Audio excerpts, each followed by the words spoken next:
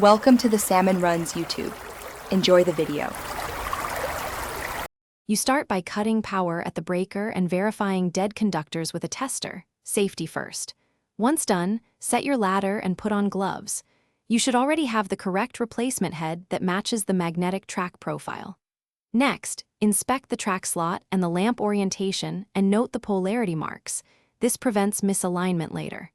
Now position yourself under the fixture, stabilize the ladder, and be ready to twist or slide the existing head out, following the track's engagement. You'll now remove the head by using the specified motion. Twist, slide, or depress a release, taking care not to bend contacts.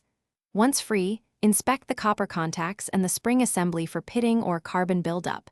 This affects conductivity. If screws or locking tabs are loose, tighten or replace them.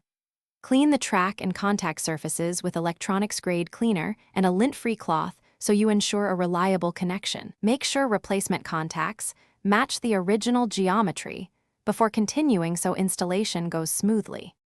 You install the new head by aligning the polarity marks and sliding or rotating it into the track until it clicks and sits flush. Confirm the locking tab engages. Once seated, restore power and test with a low-watt bulb first to confirm correct alignment and avoid damage. If you see flicker or no light, turn power off and recheck that contacts are clean and fully seated, that the head orientation is correct, and that the breaker and track bus are delivering voltage. These steps solve most issues. Thanks for watching. Consider subscribing if we helped you.